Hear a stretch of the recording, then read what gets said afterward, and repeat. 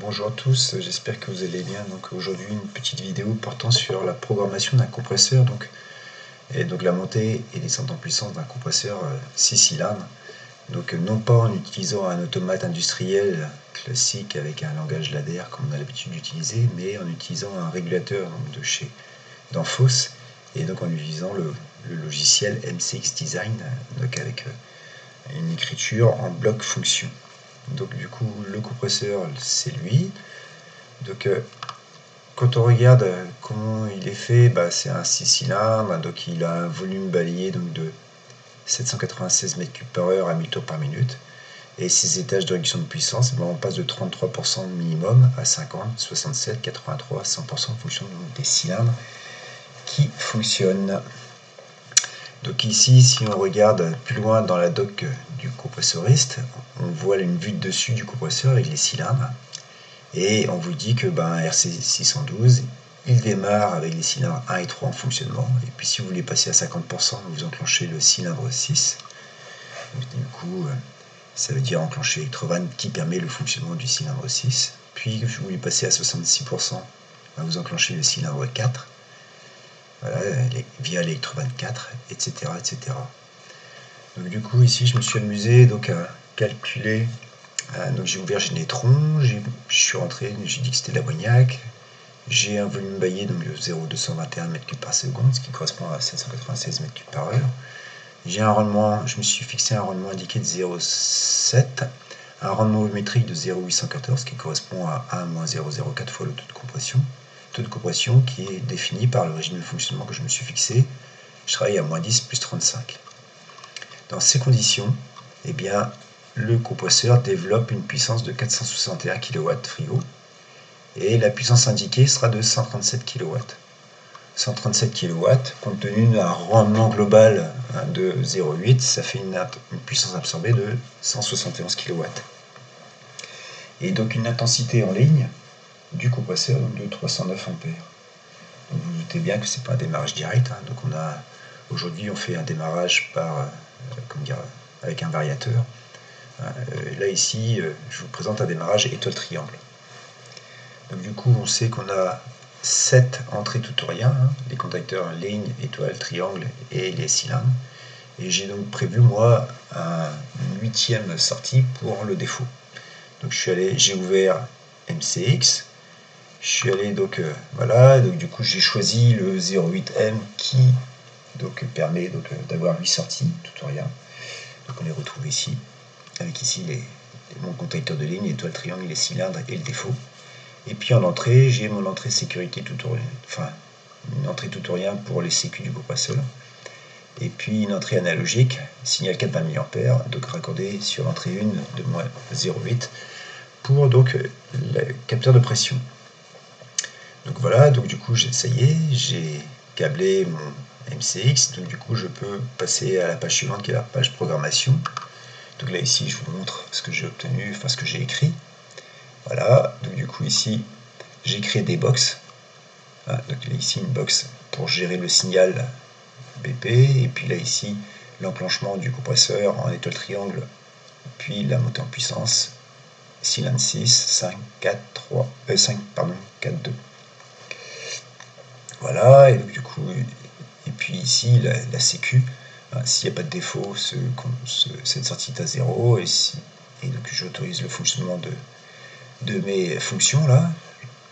Et si j'ai un défaut, j'enclenche le défaut et je coupe ici le fonctionnement de mes différentes sorties. Du coup ici quand je double-clique sur la box dans mon programme, j'arrive à ça. Donc j'arrive à cette page là. Donc ici je vous ai mis l'image d'un prestostat BP ZoneNut. Pour rappel, quand vous achetez un prestostat BP ZoneNut, vous achetez un appareil dont vous réglez la consigne qui est ici. Et puis compte tenu des différentiels fixes et de la ZoneNut que vous allez régler, vous allez obtenir une pression maxi et une pression mini. Et donc quand on dépasse la pression maxi, le contact du prestostat ZoneNut passe de contact central en 1,4, et si on passe en dessous de la pression mini, il rebascule de central à 1,2. Donc là ici, la pression dépasse la pression maxi. J'étais donc en position centrale jusque là, parce que j'étais à l'intérieur. Je dépasse, je bascule bien à 4. Je redescends et j'arrive ici à la pression donc maxi moins la valeur du différentiel. Mon contact rebascule en centrale. Ma pression diminue, j'arrive en dessous de ma pression mini. Je bascule à 2 et lorsque je remonte à la pression mini plus mon différentiel fixe, je repasse en centrale, zone neutre. J'ai fabriqué exactement la même chose, enfin exactement, pas tout à fait exactement la même chose, mais quelque chose de très ressemblant donc avec mon programme. Ici, j'ai ma sonde de pression. Je viens comparer la valeur que j'ai à une consigne pression maxi. Si la pression est supérieure ou égale à ma consigne, je viens ici enclencher un relais bistable. Et ici, une sortie hotspot qui est à 1. Ça correspond donc au basculement d'ici à là. Dès que ma pression descend en dessous de ma consigne, je viens resetter mon bistable et mon hotspot passe à 0. Ça revient à faire ça et donc repasser en centrale. Et si maintenant la pression lue par ma sonde devient inférieure à la pression donc mini de consigne que je me suis fixée, je viens setter ici, je viens setter ici ce bistable et donc ma sortie hotspot 2 est à 1. Ça correspond ici à ce basculement. Du coup, la pression va remonter au-dessus. Je vais resetter le hotspot et je vais revenir en position centrale. Donc j'ai fabriqué exactement la même chose que mon pressostat différentiel, zone neutre. Donc du coup, si je double-clique sur la box de démarrage de mon étoile triangle, là, ici, j'arrive donc à l'intérieur. Donc voilà ce que j'ai programmé. Donc ici, je retrouve demande de plus de froid, demande de moins de froid et sécurité. Donc imaginons que rien ne fonctionne. Je passe, donc aucun poste de froid. Je passe en demande de plus de froid sur certains postes. Donc ma pression dans mon collecteur augmente. Et ici, je passe en demande de plus de froid. Donc ici, je n'ai aucune raison d'empêcher mon compresseur donc, de démarrer. Donc il va démarrer en étoile triangle. Voilà. Et donc si maintenant je suis à 33% et je passe en demande de moins de froid, et ben, j'ai aucune raison pour empêcher mon compresseur de s'arrêter. C'est ce que j'ai écrit ici. Maintenant, je suis à 33% et je passe à nouveau en demande de plus de froid. Et ben, il faut que je passe à 50%. Donc, ici, box 6. Donc là, ici, eh bien, demande de plus de froid et que mon compresseur est à 33%.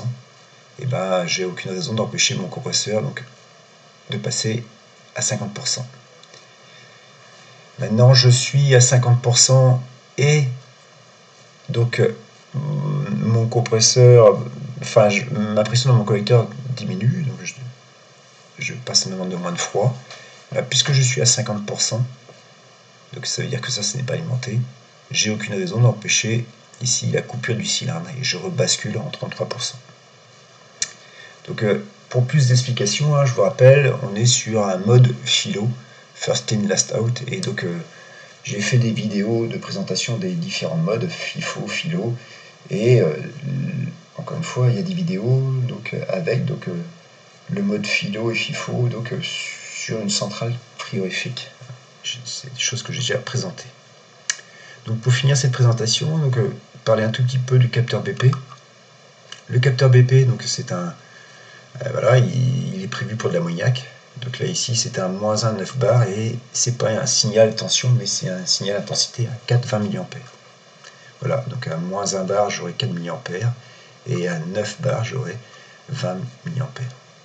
Voilà, donc ici pour les besoins de la présentation, eh bien j'ai paramétré par défaut ici donc eh bien pression maxi 10 mA, pression mini 8 mA.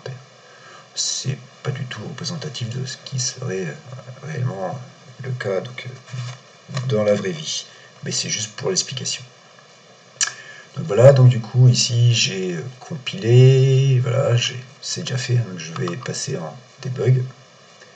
Voilà, et donc là ici, je vous ai préparé donc, le fonctionnement du MCX, voilà, et donc là actuellement, ben, rien ne fonctionne.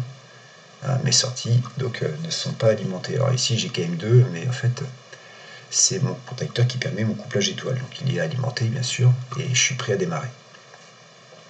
Donc ma pression dans mon collecteur d'aspiration donc passe à 10 mA du fait donc que j'ai des postes de froid qui donc, sont alimentés, donc la pression de collecteur augmente, donc l'intensité lue par le capteur augmente.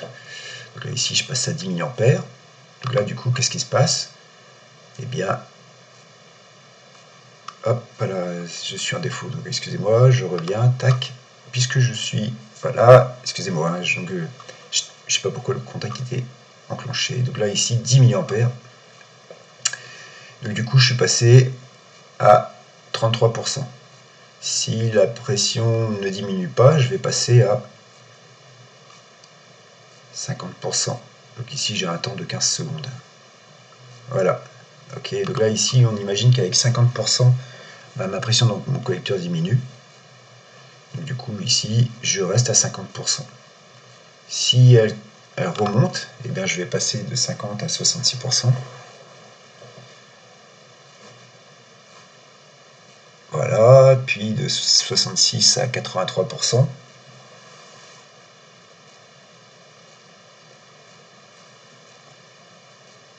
Je ne vais pas attendre de passer à 100%, on a bien compris. Donc là, il va passer à 83%, donc je vais stabiliser.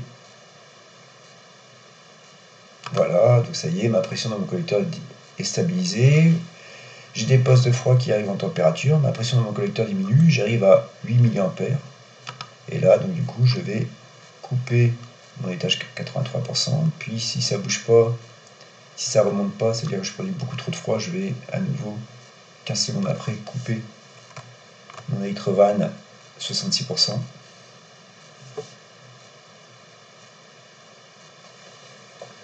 Ça va arriver, voilà, donc on imagine que là on fonctionne, donc là vous voyez bien que ça marche bien, hein.